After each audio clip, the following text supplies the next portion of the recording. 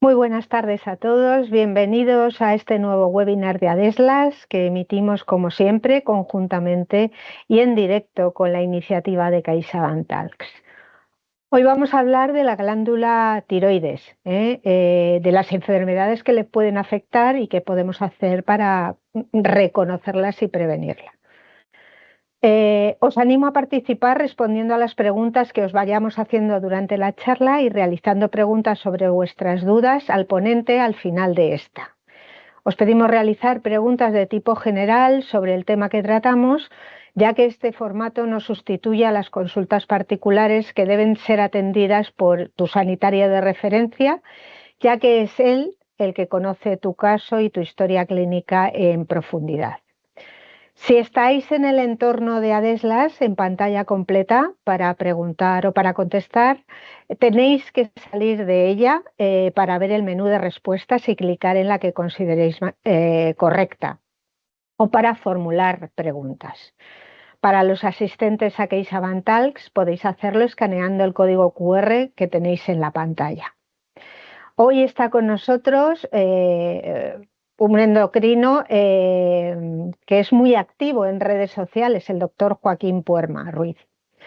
Va a explicarnos las funciones que tiene la glándula tiroides, cómo identificar los síntomas de las patologías más frecuentes que suelen afectarle, cómo cuidar el tiroides y qué dice la evidencia científica. El doctor Joaquín Puerma es endocrinólogo, como he dicho.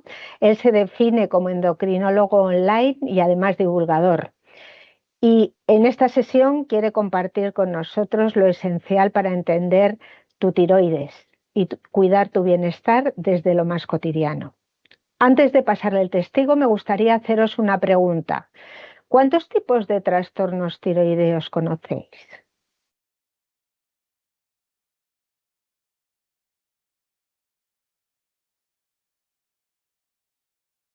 Bueno, pues parece que hipertiroidismo, hipotiroidismo, bocio. Bueno, por lo menos no estamos en blanco, tenemos ya algo. Parece que va ganando el hipotiroidismo por goleada en este caso. Pues vamos a hablar de todo esto. Aparecen algunas más, o sea que parece que tenemos, bueno, que tenemos un público que sabe más o menos de lo que vamos a hablar.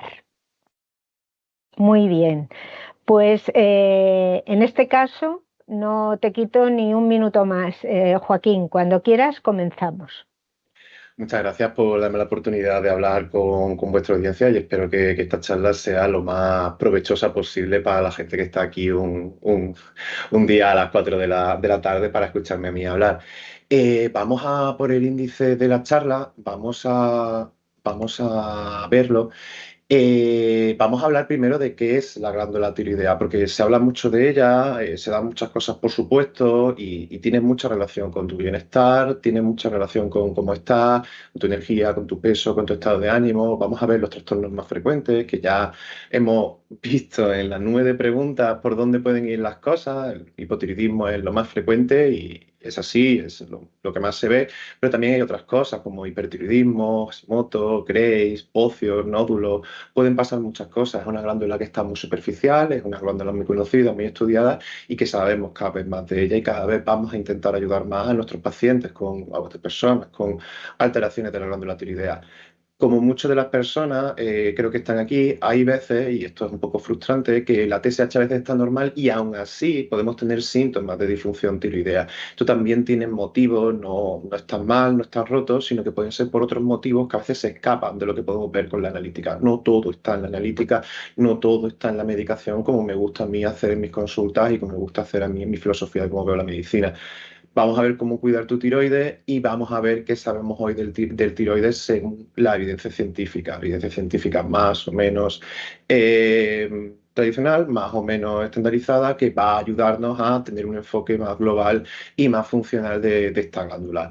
Lo siguiente es presentarme. a lo mejor algunos no me conoceréis, yo soy Joaquín Puermas, soy malagueño, que he estado en bastantes lados, he estado en Madrid, ahora mismo estoy en Granada, y trabajo online. Principalmente trabajo online y también me gusta mucho divulgar, hacer este tipo de charlas, estar en redes sociales, que es donde creo que a veces los médicos tenemos que estar. Y como endocrino me dedico al tratamiento de los trastornos hormonales, el hipotiroidismo, uno de ellos, la obesidad, trastornos metabólicos, y tengo la mezcla o intento llevar la mezcla de una medicina convencional, rigurosa, cierta, organizada, eficaz, con una salud integrativa, global, funcional, que acerque a la gente soluciones diferentes a las que a lo mejor no han podido obtener por otros medios. A lo largo de mi carrera he acompañado a muchas personas y he aprendido de muchas personas, tanto profesionales como pacientes, y lo que he intentado hacer es mejorar cuerpos ajenos y recuperar la energía de la gente, como por ejemplo he hecho yo con el mío propio por otros motivos que tenía yo durante mi adolescencia. En esta sesión lo que voy a hacer es que entendáis qué es el tiroides y cómo podemos cuidar nuestro bienestar si tenemos esa alteración tiroidea. ¿Qué es el tiroides? Pues es pequeña, es una glándula que está aquí, me la toco aquí y es una glándula que se puede ver en la ecografía, que se puede palpar, como vemos en la imagen. Y la tiroides regula muchas funciones vitales. La tiroides regula muchas funciones vitales a través de la secreción de hormonas tiroideas.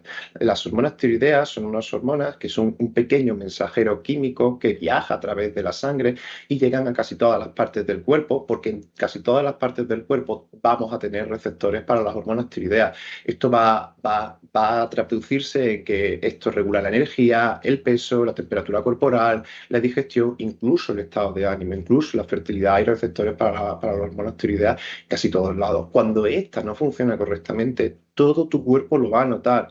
Aparece el cansancio, aparece el cambio de humor, aparecen las dificultades para concentrarte. Y el objetivo de esta charla es ver qué te tiene que asustar, ver qué te tiene que dar un signo de alerta, ver cómo cuidarlas con hábitos reales y efectivos y ver cómo podemos mejorar entre todos de la mano de nuestros profesionales sanitarios.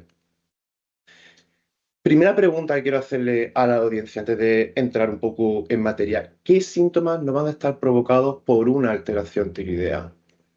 Tenemos aquí varios, ¿vale? He dicho ya que están en todos lados. Pues aquí, por un lado, en la pregunta A, pues sobre todo es cosas mentales, cansancio, dificultad para concentrarse, niebla mental, cosas un poquito más de dermatólogo, caída del cabello, piel seca, uñas frágiles, cosas un poquito más de generales, cambios en el peso, el apetito, el ánimo, o todos estos son correctos y pueden ser todos formas de una alteración tiroidea.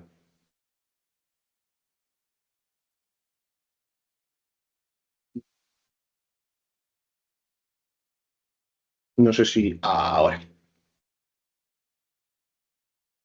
Vale, pues vamos, ya va la gente contestando y que, o sea, es importante, o sea, y este tipo de cosas, yo ya tirando un poco de cosas personales mías, es importante leerse toda la pregunta, ¿no? Porque muchas veces no leemos una palabra de la pregunta y nos cambia todo. En este caso, la palabra de la pregunta es la palabra no. O sea, cuidado con eso, porque a mí me pasó muchas veces y creo que saqué menos puntos en examen médico por ir demasiado rápido, que son cosas que me pasan. Y bueno, claramente se va decantando una acción que es todos, ¿vale? O sea, realmente si hemos dicho que esta glándula tiene efectos a todos los niveles, pues todos pueden ser efectivos a nivel de cansancio, a nivel mental, a nivel de la habilidad emocional, a nivel de caída de cabello. Una de las primeras cosas que hacen los dermatólogos cuando ven alopecia es pedir hormonas tiroideas, y una de las cosas que hacemos cuando no controlamos bien el peso, a pesar de medidas buenas, pues pedir hormonas tiroideas. Se pide para todo y por eso se ve tanta alteración, a veces justificada y a veces no, a veces tiene el motivo y a veces es simplemente una cosa secundaria, ese problema, pero aparece y está ahí en medio y hay que tenerlas en cuenta. Continuando con las charlas, cada vez más personas, y especialmente mujeres, sobre todo en el primer mundo, y eso, primer mundo o países desarrollados, van a presentar síntomas como fatiga, caída de cabello, niebla mental, dificultad para perder peso, pérdida de peso en exceso, y muchas no saben que detrás tienen una disfunción tiroidea porque lo achacamos a la normalidad de la vida.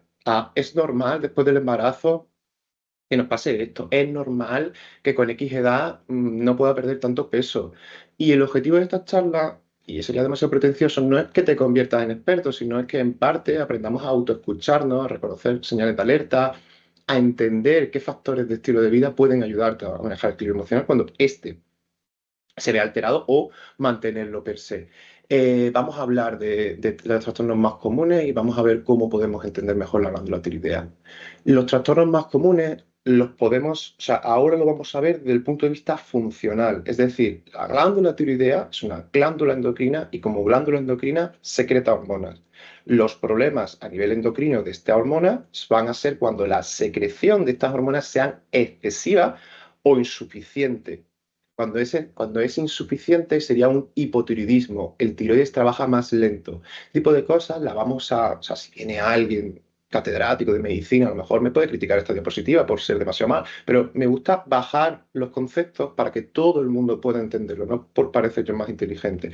El hipotiroidismo, la tiroides más lenta, el tiroides trabaja menos, es el trastorno más común. Lo hemos visto en la nube de palabras que hemos visto al principio. Y sus síntomas habituales, aunque luego lo vamos a ver más, vamos a centrarnos más en el hipotiroidismo porque creo que va a ser algo que interese más a la audiencia, pues cansancio, aumento de peso, sensibilidad al frío, piel seca, caída de cabello, estreñimiento, bajo estado de ánimo o estado de ánimo cambiante, que eso también puede pasar. Y luego tenemos el contrario, el hiper, ¿vale? O sea, los médicos siempre jugamos con palabras en griego o palabras en latín y con eso pues vamos modificando y vamos generando palabras nuevas. Hiper significa, viene de mucho o viene de elevado y el tiroides en el hipertiroidismo va a trabajar en exceso, provocando lo contrario. O sea, si tenemos un exceso de monotiroidea, pues vamos a tener más energía de la cuenta, no muy bien controlada. Como dicen los anuncios, la potencia sin control no sirve para nada. Nerviosismo, pérdida de peso, taquicardia, sudoración, no poder dormir bien, temblores musculares, tener más deposiciones de la cuenta, aunque sin clara diarrea. Entonces, tanto el exceso como el déficit van a alterar el equilibrio del cuerpo. El equilibrio del cuerpo es una cosa que depende, en su justa medida, de que los factores estén en su justa medida. Si tenemos demasiado, tanto si tenemos demasiado, si tenemos poco de cualquier hormona, se ve especialmente con la hormona tiroidea, vamos a tener problemas y vamos a tener que pues, probablemente tener que poner tratamiento. Ahora, la siguiente pregunta, que esta pregunta también tiene mucha gracia, espero que os guste. ¿Cuál es la causa más frecuente de hipotiroidismo en el mundo? El mundo es muy grande, eso te lo voy a dar como pista.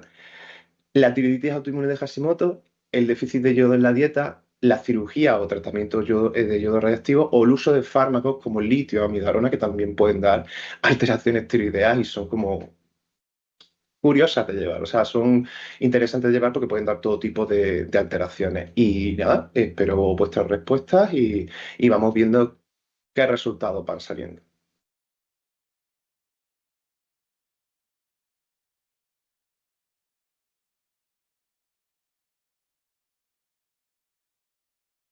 Vale, sabía yo que esta pregunta iba a ser, iba a ser más difícil, ¿no? Porque, quieras o no, cuando digo mundo. No entiendo la de... Vale. La causa más frecuente de hipotiroidismo en el mundo, más frecuente, es, aunque muchos de los, o sea, yo entiendo que muchas de las personas residen en España o residen en países que tienen acceso a ESLAs, a Caixa, voy a entender que son países desarrollados. Entonces, gente de países en desarrollo es el hipotiroidismo de origen autoinmune en países en desarrollo. Pero en el mundo es más grande y tiene más población, es el déficit de yodo en la dieta. Las políticas de suplementación, de fortificación de yodo en los alimentos, en el agua, en la sal, han hecho que en España, aunque estemos rozando el límite por abajo, como un aprobado raspado a nivel de niveles de yodo en nuestra dieta, tengamos cantidades de yodo suficientes. Porque hay que fortificarlos en embarazos, en situaciones especiales que necesiten un extra, pero realmente la causa más frecuente de hipotiroidismo en el mundo es el déficit de yodo.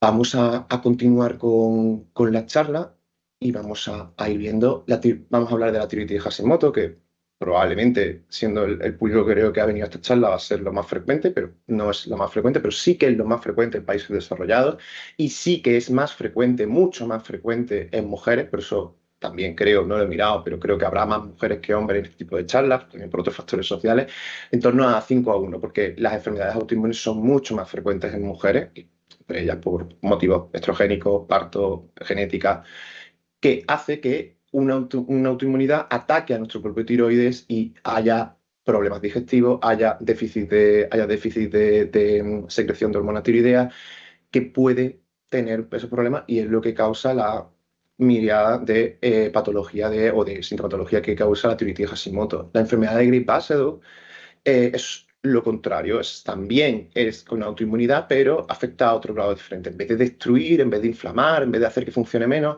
se adhiere a los receptores de hormona que sirven para secretar más hormona tiroidea, lo confunden a la glándula tiroidea, haciendo que trabaje más de la cuenta.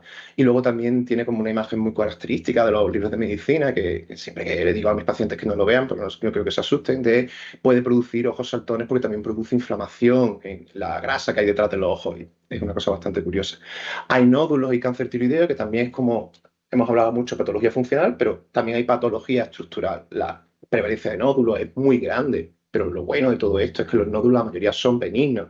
Y en el caso de que, peor de todo, que no suele decir nadie, pero puede ocurrir, que sea un cáncer de tiroides, normalmente suelen tener muy buen pronóstico. El 99,9%, muy largo por ciento de los cánceres de tiroides suelen tener muy buen pronóstico y llevados con una medicina reglada y con una medicina bien, suelen tener muy buen pronóstico y una mortalidad pues cercana a cero, o muy, muy, muy cercana a cero. El hipotiroidismo. El hipotiroidismo, vamos a darle más caña a esto, que creo que va a ser lo que más interesa a todo el mundo. El hipotiroidismo ocurre cuando la glándula tiroidea no produce suficiente cantidad de hormonas. O sea, no significa que no produzca nada, puede llegar a no producir nada y eso sería un hipotiroidismo manifiesto que necesita sí o sí tratamiento, o si no, me viene 7, 10, 12 o 14 días al hospital muy hinchado, muy azul y con una cosa que se llama coma misematoso, pero normalmente suelen ser unas cosas más intermedias. Puedes estar sin tratamiento con hormona tiroidea, pero te vas a encontrar peor sin él. Es el trastorno tiroideo más frecuente en países desarrollados o por ejemplo, vamos a decir, en España. Sobre todo afecta a mujeres y a partir de los 40 años. Suele coincidir un poco, muchas veces al año, a los 2 años, de haber tenido el primero o el segundo hijo, porque tiene una causa autoinmune. Pero también puede aparecer tras cirugías tiroideas, es decir, si no tenemos tiroides o nos falta parte del tiroides, es más normal que tengamos déficit o que tengamos hipotiroidismo, o por déficit de yodo, o por otros tratamientos que inhiban la producción de hormonas tiroideas. Los síntomas pueden ser muy variados, ya que afectan a todos los sistemas del organismo, como ya hemos visto en la primera pregunta. Piel seca, cansancio, esa tabla la vamos a ver más veces porque creo que es una tabla que está muy bien, que forma parte del libro que tengo yo, el hipotiroidismo, aprenda a conocerlo, y creo que es una tabla que medio, desde un punto de vista quizá un poco más técnico en exceso, medio habla bien de todos los síntomas y lo agrupa un poco por partes del cuerpo. Que quieras o no, si le das orden a las cosas, creo que las aprendes mejor y lo interiorizas mejor. En su fase inicial, estos cambios son desapercibidos y pueden atribuirse a todo, o sea, a todo, al estrés, al envejecimiento, al ritmo de vida acelerado, a qué cansancio con el niño, y es normal, y es, frecuente. No tenéis que sentiros ni más ni menos inteligentes porque a todo el mundo le puede pasar, me puede pasar a mí mismo, incluso siendo médico, y lo podemos confundir. Por eso es importante escuchar las señales del cuerpo, por eso es importante de vez en cuando hacerse una analítica ante la duda razonable.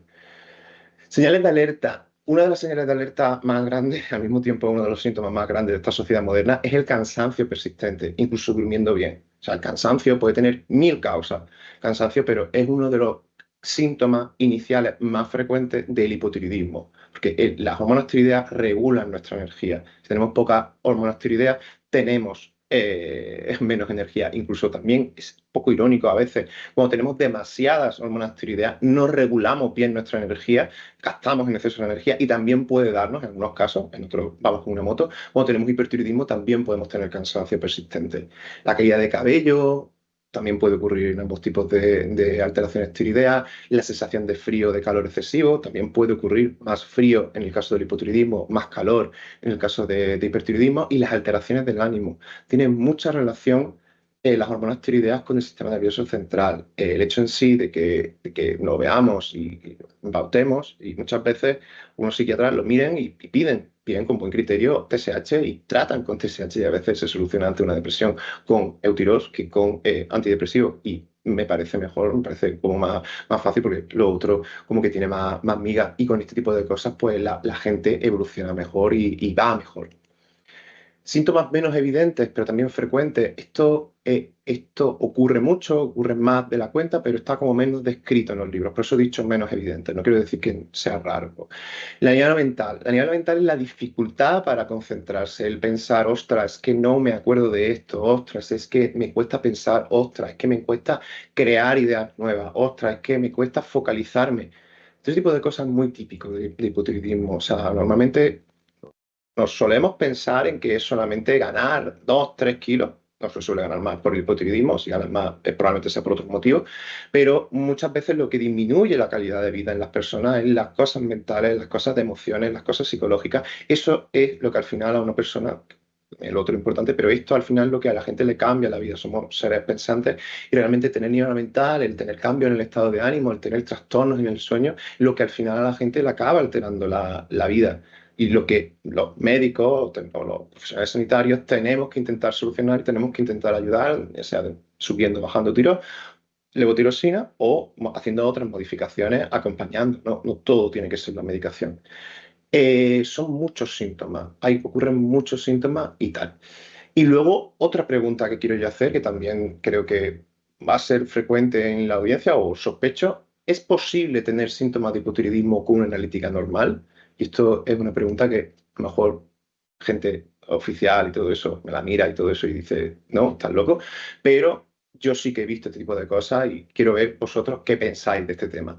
Solo cuando las hormonas libres, que son las hormonas que funcionan, están bajas, nunca. Los síntomas siempre coinciden con los resultados del análisis. Solo cuando la TSH está ligeramente elevada, es decir, cuando puedes tener 5 o 6, hay gente que ni eso, solamente por encima de 10, que son los valores de laboratorio aquí en España, y en ocasiones pueden tener sintomatología de hipotiroidismo con analíticas normales. Una pregunta así como soltándola. Vamos a ver vosotros qué pensáis.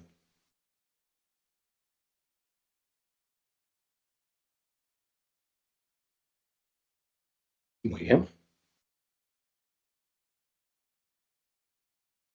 Vale. En ocasiones se pueden tener sintomatología de hipotiroidismo con analítica normal. Efectivamente, esa es la respuesta correcta, o la que yo pienso que es correcta. La gente que venga aquí me corrija. Pero también tenemos que saber que hay sintomatología tiroidea, que puede ser perfectamente tiroidea, que puede estar achacada a otro tipo de cosas, y luego también hay limitaciones en la manera que tenemos nosotros de ver las analíticas tiroideas. Hay estudios, y esto no es una cosa que yo haya visto en un grupo selecto de pacientes, hay estudios que dicen que el 20-30% de personas con hipotiroidismo, con analíticas normales, no tienen, si les preguntan, no tienen todas las ítems de calidad de vida, es decir, de mente sano, cuerpo, energía, tal, no los tienen correctamente ajustados, se quejan, no tienen la sintomatología de hipotiroidismo bien controlada. Y esto es lo que el bloqueo que muchas veces podemos llegar a tener cuando los resultados no reflejan lo que sienten, cuando no lo que sientes tú. Muchas personas pueden presentar síntomas de hipotiroidismo, que pueden estar sí o no achacados a las hormonas tiroideas, pero los valores están dentro de rango, incluso con tratamiento, incluso o sin tratamiento.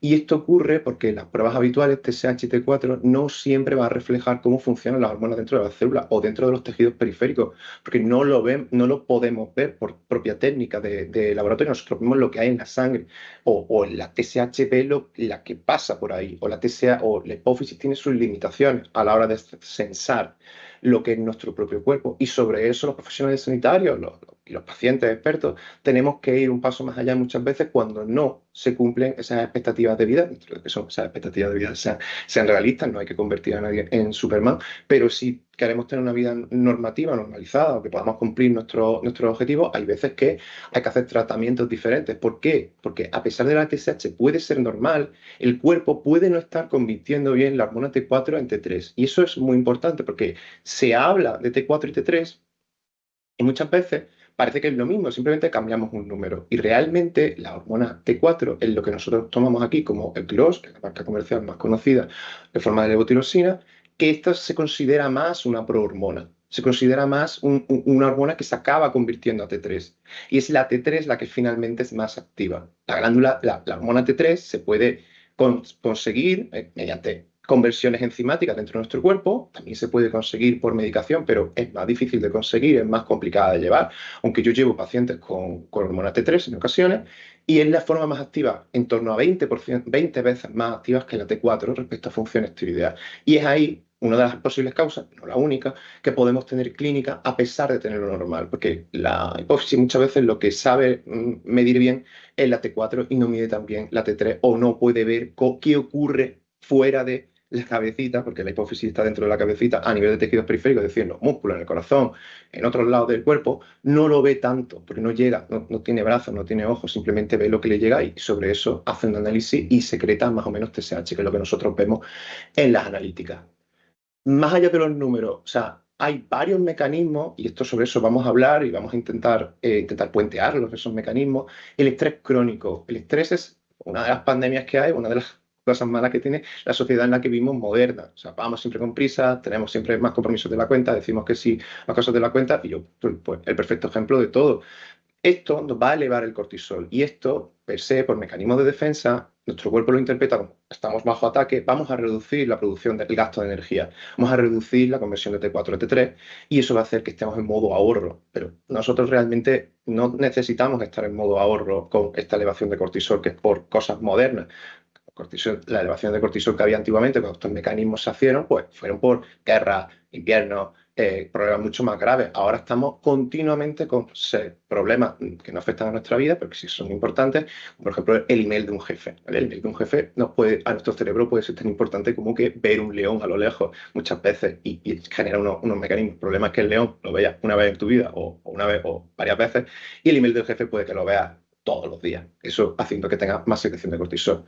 Luego, hablando del cortisol, esto puede generar más inflamación, la autoinmunidad, esto puede generar más inflamación, altera la sensibilidad a los receptores tiroideos, problemas digestivos que se entroncan un poco con el déficit de nutrientes claves. Si no tenemos los nutrientes claves, la maquinaria enzimática de nuestro cuerpo no va a funcionar bien. No vamos a tener los engranajes correctos para que ese paso de T4 a T3 o ese funcionamiento o esa misma secreción de hormona tiroidea ocurra. Entonces va a ir peor. Y si mejoramos eso, muchas veces no necesitamos añadir T3 o añadir más T4 hasta que el paciente reviente, sino que simplemente cuidar esa base de micronutrientes a partir de la alimentación o incluso a veces utilizando suplementación, que no pasa nada por utilizarlo, podemos tener una mejor salud tiroidea sin requerir a macrodosis de eutirox o incluso reduciendo en gran medida las dosis de eutirox.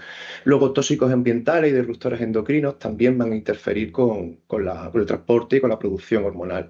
Sobre todo es más que pensar solamente en pastillas o más que solamente pensar en subir o bajar medicación, es identificar y corregir las causas de fondo, que a veces que es difícil, hay que pasar un tiempo y por eso pues, tienes que ir a profesionales que te puedan dedicar un tiempo y que puedas hablar con ellos y puedas estar. Entonces, otra forma diferente de verlo, es como bueno, quizá un poco más técnica, es alteraciones a nivel del eje adrenal, es decir, aumento del cortisol, la conversión de T4 a T3 alterada porque hay déficit a nivel de selenio, zinc, magnesio, hierro también en parte, la inflamación crónica que bloquea eso y que interfiere con la función tiroidea y la disbiosis intestinal que puede afectar tanto a la resolución hormonal como puede afectar a la absorción de esos nutrientes que hemos hablado antes. Entonces, ¿qué podemos hacer desde el punto de vista práctico? ¿Qué podemos hacer nosotros como pacientes o vosotros como pacientes? Pues hay que tener que la comida sea tu propia medicina o tu primera medicina. Hay que priorizar la comida real. No hay, aunque me gustaría decir que sí, sacarlo aquí, que sea una exclusiva, no hay una dieta específica o que sea de elección para el hipotiroidismo o para trastornos autoinmunes que sea aceptada universalmente. Si la existiera, pues todo el mundo la aportaría. Lo que sí que vemos es que hay ciertas cosas y ciertas medidas que nos van a ayudar a sentirnos mejor, pero son hábitos de vida que pueden ser escalables, que pueden ser transportables a muchas patologías. Priorizar la comida real, frutas, verduras, legumbres, frutos secos, pescados azules, buenas cantidades de omega 3, buenas cantidades de vitamina D, reducir el exceso de azúcar y ultraprocesados, incluir proteínas de calidad, hidrátate, mastica despacio, va bien, o sea, ese tipo de cosas va bien para todo en general y también se va a ver beneficiado la glándula tiroidea. ¿Qué micronutrientes son importantes? Pues esto que hemos hablado, selenio, que puede estar presente sobre todo en nueces de Brasil, pescado, en huevos. Según cómo sea de riqueza las tierras, pues pueden estar presentes en otros vegetales. El zinc, que también apoya la función inmune y la función tiroidea. El magnesio, que mejora la energía, el metabolismo celular. Muchas veces puede ser bueno para procesos tipo relajación, por eso intranquilidad, relajación muscular, ayuda a dormir mejor y la vitamina D que va a regular el sistema inmunitario, la vitamina D que se llama vitamina D, pero que también podría ser perfectamente una hormona. Y mayores niveles de vitamina D o suplementación con vitamina D, hay menos riesgo de autoinmunidad. Entonces, lo que hay que hacer es, más que eliminar alimentos, más que priorizar ciertos alimentos, habría que elegir de una forma consistente los que van a nutrir tu tiroides, o si quieres ampliarlo, los que más van a nutrir tu cuerpo. El estrés, o sea, la regulación del estrés es importante. El estrés crónico es uno de los factores que más van a equilibrar, van a alterar el equilibrio hormonal. Hay una hormona, que es la hormona cortisol, que se secreta en la glándula adrenal, por eso tenemos aquí el eje, que va a alterar todo, porque si tenemos una respuesta de cortisol, se van a desencadenar la respuesta de ataque, la respuesta de defensa, la respuesta de todo para defendernos de cosas que creemos que va a poner en peligro nuestra vida o nuestro tal. Muchas veces en el mundo en el que vivimos eso no son reales. Muchas veces imaginamos o anticipamos problemas y luego al final no acaban siendo tan grandes. Muchas veces hay que aceptar o transitar por esas emociones y eso hará que el cortisol lo tengamos menos. Pero bueno, eso ya es más charla de psicología. El exceso de cortisol nos puede bloquear la conversión de T4 a T3, puede alterar la función inmunitaria, incluso favoreciendo la inmunización. Incluso hay casos de mucho estrés, de mucha ansiedad, de mucho emocional que ha desencadenado una enfermedad autoinmune. Esto no es un caso que se ve en una revista, es un caso que se ve todos los días en mis consultas y en las consultas de todo el mundo, y aumenta la resistencia tiroidea. Entonces, cuando el estrés se vuelve crónico, el tiroides va a pisar el freno porque va a decir, no quiero gastar tanta energía porque hay que guardarla para qué. No lo sé, pero hay algo que parece importante y tengo que regularlo. Dormir y relajar, aparte de bajar los niveles de cortisol, nos va a ayudar a regenerar nuestros tejidos, nos va a ayudar a vivir mejor, nos va a ayudar a asentar mejor los recuerdos, nos va a ayudar a tener mejor elección de nuestros alimentos. El descanso hay que priorizar, le damos muy poca importancia a nuestro descanso. Imagínate, es una tercera parte de nuestra vida. Vamos a intentar que sea bueno, vamos a intentar evitar las pantallas, vamos a intentar evitar las cenas copiosas, vamos a tener el movimiento en la patología tiroidea es importante. Muchas veces a la gente con patología tiroidea le hemos dicho, oye, una y otra vez, camina, sal a caminar para controlar el peso y todo eso. Realmente no tiene tal. O sea, caminar y tal está bastante bien para regular el cansancio, pero un ejercicio intenso, no un exceso de él, pero un ejercicio intenso tipo HIIT, Tabata, CrossFit, por ejemplo, viene muy bien a función tiroidea. Es un ejercicio que a nivel de función tiroidea viene bien y todo ejercicio, todo movimiento en su justa medida va bien. Respiración y pausa, para practicar la respiración consciente, lo que he dicho, técnicas de meditación, técnicas de relajación, que van a ayudar a reducir el tono de alerta innecesario muchas veces. La rutina diaria también va a ir bastante bien y una exposición natural. O sea que de las primeras cosas que hagamos, salir a la terraza o salir a un sitio que nos dé el sol, ayuda mucho a mejorar nuestra salud y de una forma muy económica.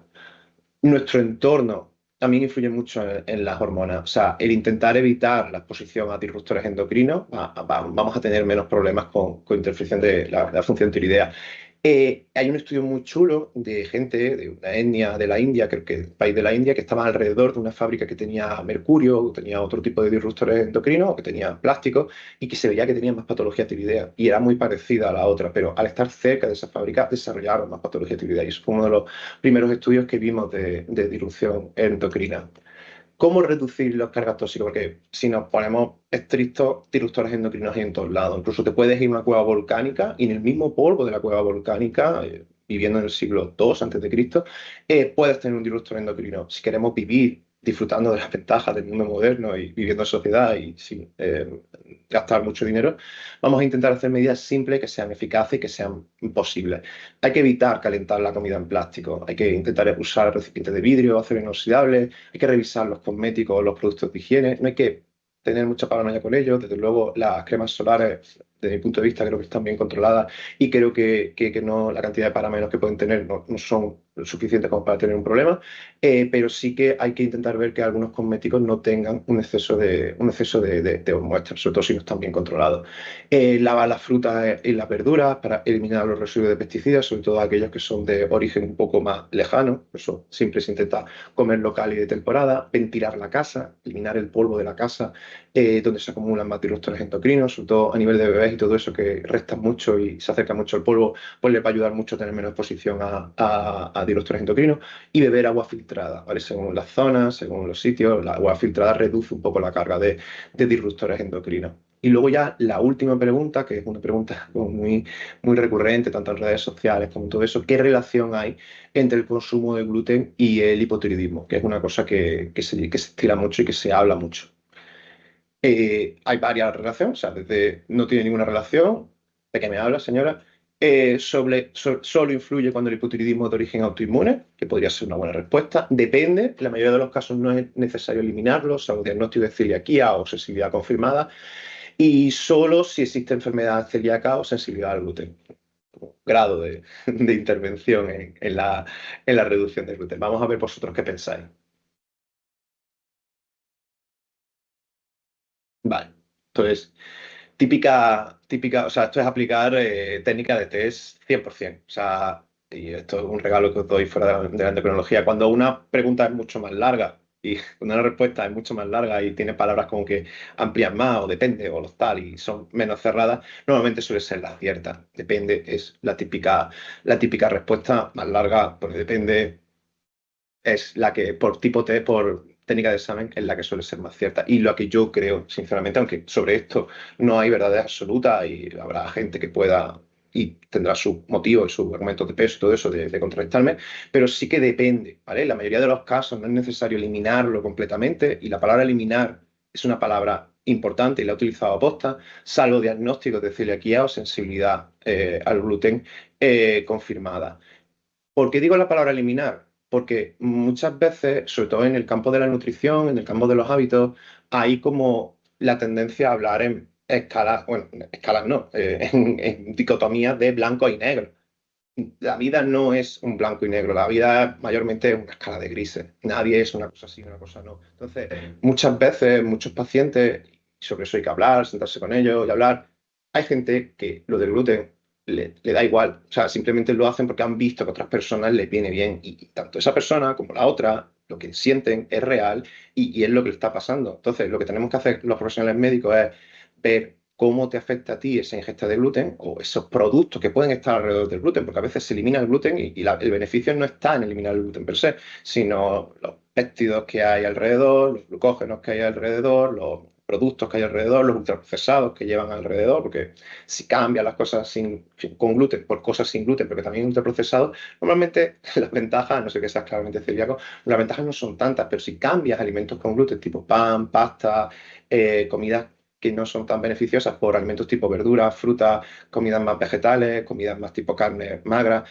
la ventaja acaba siendo buena. Y quizá no haya sido tanto por la eliminación del gluten, sino por cambiar esos alimentos por otros que te benefician más. Pero sí que es verdad que si vamos estrictamente a lo que es el gluten a veces puede tener cierta probabilidad de hacer alteraciones digestivas, tiene cierta probabilidad más o menos de generar inflamación y eso hay que verlo cada uno. Por eso yo en vez de utilizar la palabra eliminar, yo utilizo la palabra reducir. Muchas veces lo que yo enfoco en mis pacientes es come menos gluten en tu casa, porque es un ambiente tranquilo, es un ambiente que tú puedes controlar lo que comes. Cuando tengas una vida social, para no aumentar ese cortisol, que también es malo, puedes hacer algunas transgresiones. Y luego me las cuentas. Y luego me las cuentas y ves si estás mal, si estás peor, si por acumulación, si es simplemente al tocar, si es simplemente al tal te encuentras peor. Me las cuentas y vemos ese nuevo plan, y vemos ese nuevo, y vemos cómo lo hacemos, ¿vale? Y vemos cómo tenemos esa relación con ese alimento que a lo mejor pues, puede que te sea indiferente otra cosa más que te ahorra, otra carga más de enfermedad que no tienes por qué llevar porque a otra persona le haya venido bien. Y ambos casos pues, son igual de válidos. Luego hay otros alimentos que también me dan un poquito de rabia porque son alimentos crucíferos, que son brócoli, el col, que están prohibidos. Y sí, porque tienen ciertas sustancias que pueden inhibir la producción de hormonas tiroideas, pero cocinados al vapor, es decir, procesados, esas sustancias no se activan o se desactivan y no suponen riesgo y de hecho aportan fibra, antioxidantes, minerales beneficiosos. Muchas veces se suele cargar mucho contra alimentos supuestamente beneficiosos, que son beneficiosos, que sobre alimentos malos como ultraprocesados, como que damos por hecho que los ultraprocesados no tenemos que tomarlos, no hablamos de ellos, pero sí que empezamos a ser como muy tecla, muy especialitos con alimentos que son a priori bastante buenos como brócoli, col y cale. Y luego otra cosa que también veo mucho es la búsqueda del alimento estrella que nos salve, ¿no? La espirulina, la paya de goji, lo he visto en muchas modas de superalimentos y casi todos pues tienen como un pico de fama y luego pues la gente se olvida porque ve que no hay resultados, porque un alimento puntual que suene muy goloso, es decir, me compro esto, consumo compro esto, no cambio nada y simplemente me gasto 4, 5, 10 euros más y ya con esto estoy mejor. Y realmente eso, si es demasiado bueno para ser cierto, probablemente no sea cierto. Luego hay otra cosa que es el hipotiroidismo se puede curar. Y aquí hay que decir, no exactamente, en la mayoría de los casos es una condición crónica, pero con un tratamiento adecuado y con un buen estilo de vida se puede vivir con plena normalidad. Y hay algunos casos que con cierto tipo de suplementaciones, con cierto tipo de manejo, si el paciente es joven, si lleva muy poquito tiempo con inflamación tiroidea, se puede revertir ligeramente. Podemos conseguir reducir la medicación tiroidea. Entonces, vamos a ir viendo cómo podemos mejorar eso y hay veces que no podemos vivir con ello, pero sin ninguna afectación sobre nuestra vida. Incluso hay veces que se puede revertir un poco. Hormonas naturales que son mejores que las sintéticas. Sinceramente, las naturales que había antes eran como muy dispersas, tenían una biodisponibilidad más errática, a veces estábamos altos, a veces estábamos bajos. Y los tratamientos convencionales que hay actualmente con las sintéticas son más estables, más seguros y están mejor estudiados. Entonces, lo que sí puedes hacer ya por terminar, lo que sí puedes hacer por tu tiroides es escuchar tus síntomas, no solamente los análisis. El cuerpo avisa antes que los resultados. TSH tardan en torno a 6, 8 semanas en reflejar los niveles y a veces no lo llegan a reflejar del todo. Alimenta tu tiroides con comida real, alimenta tu cuerpo con comida real, verduras, proteínas de calidad y grasas saludables deben de ser la base de tu plato. Duerme, respira, muévete, el descanso y el control del estrés, aunque muchas veces no sea el mejor ejemplo de ello, van a regular el ejemplo hormonal y evitan los extremos. Los extremos son muy brillantes, muy catchy, muy shiny, muy atractivos, pero muchas veces esos cambios tan bruscos al final acaban quedándose en un gran aplauso, un gran tal, y luego al final acaban en nada o sinceramente son tan extremos que no puedes estar más de 2, 3 semanas por mucha voluntad que tengas. Y consulta siempre con tu médico. Realmente sabemos más de lo que parecemos, hay que consultar con ellos y cada caso es diferente y requiere un enfoque individualizado. O sea, hablar, escuchar, tratar y muchas veces investigar y estar pendiente y estar abierto a ideas nuevas y estar abierto a un enfoque, que es lo que yo intento hacer en mi consulta. Pues muchas gracias por acompañarme, muchas gracias por estar aquí conmigo, muchas gracias por las respuestas que habéis dado, que la verdad que era muy gracioso ver cómo iban cambiando los cuadraditos. Espero que esta sesión te ayude mucho a entender un poco mejor cómo funciona tu tiroides, que tu tiroides no solamente regula tu metabolismo, no solamente te va a ayudar a ganar o a perder peso, eso es menor, pero también te va a ayudar a mejorar tu bienestar, a cuidar tu bienestar. Y cuidarla no es solamente cuestión de medicación analítica, es cuidar tu descanso, tu alimentación, tu entorno y también tu mente y también tu corazón, desde el punto de vista filosófico. Si tienes alguna duda, este es el momento, ya que vamos a abrir turno de preguntas. Intentad que las preguntas sean lo más generales posibles y muchas gracias por estar aquí, por apostar por tu salud y muchas gracias, Adela, por darme la oportunidad. No, te estaba dando las gracias, Joaquín, por la charla, porque creo que ha sido interesantísima, esclarecedora y sobre todo nos ha dado luz sobre esta gran desconocida que es la glándula tiroides, que siempre hablamos de ella, pero nunca llegamos a conocerla. Que te diré que ha generado mucho interés entre el público que nos está siguiendo y que ha habido una alta participación. Hay muchas preguntas y hemos intentado agruparla en bloques para contestar el mayor número posible. Si te parece, vamos con la primera pregunta. Nos preguntas si es bueno tomar selenio para mejorar la función tiroidea durante todo el año, o hay que hacerlo durante ciertas épocas del año, o de qué manera. Vale. El selenio es un micronutriente del cual he hablado en la charla, entonces yo estoy a favor de ello. Incluso he creado un producto llamado Tirovita que contiene selenio, por lo cual algunos estudios, algunas cosillas de selenio, pues he tenido que mirar. Aquí hay que hablar de más cosas. No podemos decir que la suplementación sea para todo el mundo. Muchas veces la suplementación hay que mirarla con una analítica previa, ver si tienes déficit, ver si no tienes exceso, porque te sorprendes a veces gente que tiene exceso de selenio. Entonces, no podemos decir que sea para todo, pero en general, lo que suele ser más común es que previa analítica, previa evaluación del médico, la suplementación con selenio suele ser bastante beneficiosa en pacientes con hipotiroidismo y en algunos pacientes con hipertiroidismo de enfermedad de Gray-Paschal. Y luego otra pregunta y otra parte de la pregunta, que la verdad que la pregunta tiene muchos matices, es sobre la suplementación para siempre o hay que hacer pequeños descansos. Y sobre eso muchas veces no hay estudios buenos y muchas veces hay que decirlo claramente, está tampoco de improvisar. Para hipertiroidismo sí que tenemos claro que el estudio era de 6 meses, pero para hipotiroidismo yo lo que suelo hacer son descansos terapéuticos, es decir, vacaciones. La gente cuando se va de vacaciones suele estar un poquito mejor, suele tener menos requerimientos funcionales y me parece el mejor momento para olvidarse de tomar la suplementación, tanto por hacer un reset como para que el cuerpo no se acostumbre tanto a la medicación, que eso no sea científicamente correcto, pero yo creo que ayuda. Entonces, parar durante un tiempo a veces es necesario, pero es que hay que verlo de forma individual. Toda la razón, Joaquín. A propósito de los suplementos, me dicen que si recomendarías los mismos que has dicho en tu charla a una mujer con hipotiroidismo y que a la vez entra en la menopausia o está en una menopausia franca. Sí, o sea, no, o sea, el problema de la menopausia muchas veces es que, y por juntarlo, que a veces algunos suplementos para la menopausia pueden tener suplementos con soja y empiezan a tener una cantidad de soja que puede interferir en la función inmune. Pero estos suplementos, vitamina D, zinc, selenio, magnesio, pueden tener incluso propiedades positivas ya no solamente para el hipotiroidismo, sino para la menopausia. Pero lo mismo. No podemos decir que todo el mundo tenga que suplementarse, no quiero que todo el mundo salga de aquí con suplementación, con todo el mundo con listas de suplementación como si fuéramos ya pacientes de 50, 80 años, pero si lo vemos, lo seguimos bien y te lleva a alguien, pues sí que puede estar, en la mayor parte de los casos, puede estar bien indicado. Sí, parece que la suplementación es ahora la moda, una de Mm, las modas más frecuentes y la gente pues no la utiliza de una manera adecuada y hay que consultar, como tú bien dices, a los expertos, que para eso han estudiado y saben perfectamente cómo hay que hacer las cosas.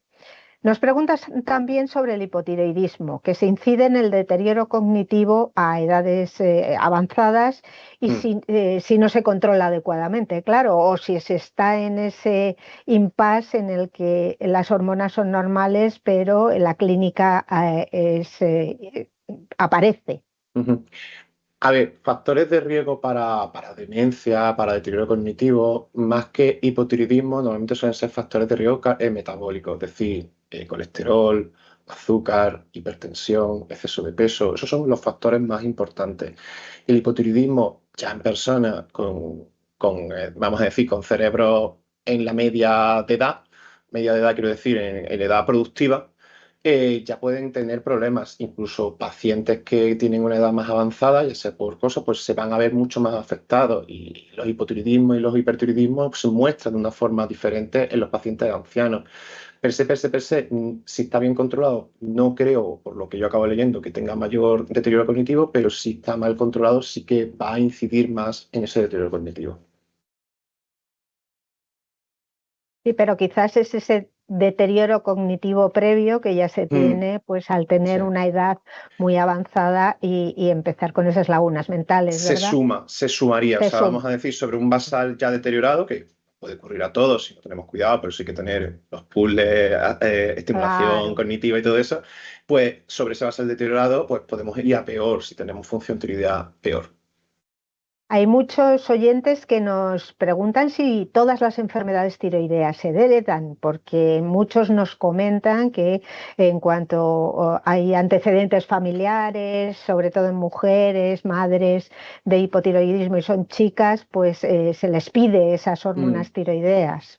Mm, Sí, tiene mucho componente genético, sobre todo el hipotiroidismo y sobre todo el hipotiroidismo de origen autoinmune. Tiene mucho componente genético y mucho componente de línea femenina. No tanto por transmisión femenina del asunto, que también en parte sí, pero sobre todo por factores hormonales de las mujeres. Es decir, los cambios de estrógenos, los cambios de estrógenos a nivel del embarazo son los que suelen desencadenar o dan más riesgo de desencadenar patología autoinmune. Por eso vemos más patología autoinmune en mujeres que en hombres. Y por eso pues, se ve más hipotiroidismo en el mundo desarrollado que en mujeres que en hombres. Eh, Cuando hablamos de la sintomatología nos preguntan que en el caso más frecuente, que es el hipotiroidismo, como tú bien has dicho, ¿cuáles son las complicaciones más graves a las que nos podemos enfrentar si no llevamos un buen control del mismo? Se han quedado ahí un poco. Siendo muy exagerado, que es un caso que yo sinceramente lo he visto en los libros de medicina, pero no lo he visto en la vida real, sería el coma mistematoso. O sea, el caso típico de libro sería paciente mayor que está dejado sin muchas visitas familiares, que está con poco cuidado, que está un poco de la cabeza ya con mucho deterioro cognitivo, tiene una cirugía y le han quitado toda la glándula tiroidea y por lo que sea, o no tiene la medicación, deja de consumir la hormona tiroidea durante mucho tiempo, 2, 3, varios meses o varias semanas, según cómo funcione de rápido su organismo, y se queda sin hormona tiroidea. Entonces eso puede causar la muerte, puede causar, pero eso no lo he visto yo en España nunca, puede llevarte al hospital, puedes llevarte a urgencia y llevarte súper hinchado. Eso es un caso súper exagerado que yo personalmente no he visto y no conozco casos que se vean de esa forma. Así que he visto alteraciones de hipotiroidismo muy marcados, es decir, mucha mialgia, muchos dolores, mucha elevación de colesterol. Son como grados. Lo que suele ser más habitual, lo que la gente de verdad se tiene que preocupar es: oye, mira, no tengo buen control, pues al final estoy más hinchado de manos, más hinchado de pie, estoy ganando más peso, me encuentro más lento, me encuentro más sensible. Ese tipo de cosas son como lo más frecuente. Los otros son casos como muy bizarros, muy extremistas, que probablemente yo deseo personalmente que no tengan que ellos vivir, probablemente no vayan a vivir, porque la gente medianamente se toma la medicación. Entonces, lo importante es eso, o sea, antes de que ocurra eso, ya sea porque no absorba bien la medicación o porque no te la tomas, porque no tenga la dosis adecuada, pues vea eso y sobre eso acudas a tu médico para que te la ajuste o te haga otras medidas adicionales. Toda la razón. Yo tampoco he visto ninguno y tengo bastante más edad que tú. Lo Sí, he es que leído en no. los libros, he visto fotos y quizás son de un pasado muy pasado, y ahora en estos momentos, pues con todas las técnicas diagnósticas y todos los tratamientos que tenemos, no aparecen. Es igual que Efectivamente. cuando éramos endémicos en Bocio, porque no teníamos yodo y sin embargo con esa suplementación de yodo en la sal, pues Sí, hemos evitado el que esos grandes bocios que se veían pues en los años 40, en los años 50, que ya no se ven. esas fotos están en Eh, blanco y negro por algo. sí, efectivamente. Nos preguntan por el consumo de alcohol, con hipotiroidismo, y con la levotiroxina, tomando levotiroxina. Que si está permitida, que si la copita de vino, Ujú. que si salir, Vale. bueno, pues un Sobre, poco. sobre el alcohol y el hipotiroidismo, que yo he estudiado, no he visto nada especialmente relevante. Lo que tengo que decir yo como médico que el consumo más saludable de alcohol es cero. Luego, un consumo social, pues ya cada uno tiene que hacerse cargo de sus propias decisiones, de sus propios consumos, pero especialmente ni el hipotiroidismo va a alterar el alcoholismo, ni el alcoholismo va a alterar especialmente el hipotiroidismo. Simplemente pues, si tienes una descompensación de un lado o de otro, pues van a sumarse, pero lo importante es consumo cuanto menos de alcohol mejor, porque el alcohol tenemos que considerarlo un tóxico y no engañarnos con es una copa de vino o es una copa de vino que tiene tanino y no sé cuánto. Eso es engañarse. No voy a decir a la gente que no consuma alcohol porque eso ocurre, sino que lo hagamos conscientes de que es un tóxico para nosotros y puede tener, ¿no?, un componente social y todo eso que también lo entiendo y lo tengo que respetar. Cuanto menos mejor y sin autoengaño. Muy buena respuesta, yo creo que con eso lo has dicho todos. Te voy a hacer la última pregunta, porque no nos queda tiempo para más, es una pena. Nos preguntan muchos oyentes si tener una enfermedad autoinmune de otro tipo, tipo lupus, etcétera, aumenta el riesgo de tener una enfermedad autoinmune de tiroides o no. Wow, esa es una muy buena pregunta y la respuesta es sí. La patología autoinmune es una patología que, o sea, que Los mecanismos de origen de las patologías autoinmunes no están muy bien conocidos, aunque intentamos cada vez conocerlas mejor.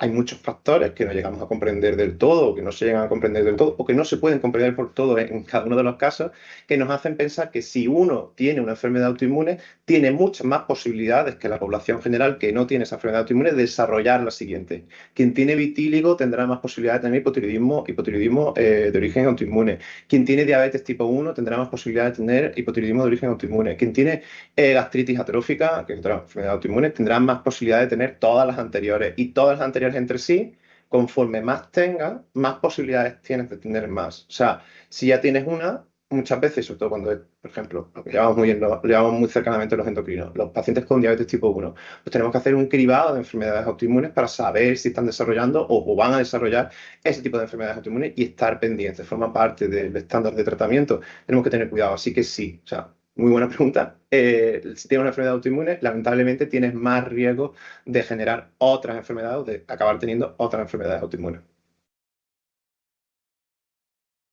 Pues la verdad es que yo me pasaría un par de horas más contigo y Qué con la guay. cantidad de preguntas que nos han hecho, porque la verdad es que ha suscitado mucho interés la charla. Agradezco a la audiencia su gran interés y además la participación que ha tenido en todas estas preguntas que les hemos hecho. Te agradezco otra vez nuevamente a ti, Joaquín, que hayas estado este ratito aquí, que nos lo hayas dedicado para darnos luz en un tema que genera una gran cantidad de búsquedas a través de Internet y en la que hay tantísima desinformación, porque parece que todo el mundo sabe, pero hay que ir a las fuentes y a la gente que realmente sabe para que nos ilustre sobre todo esto. Muchas gracias por este tiempo que nos has dedicado, Joaquín. Pues, muchas gracias a vosotros por el honor y el placer de estar aquí hablando con tanta gente. Bueno, pues ya estamos en la recta final. Me gustaría que, como siempre, contestarais a dos preguntitas muy pequeñas con emojis, ¿eh? Con todo lo que os ha contado el doctor Puerma hoy, ¿crees que sabrías distinguir la sintomatología que puede tener un hipo y un hipertiroidismo?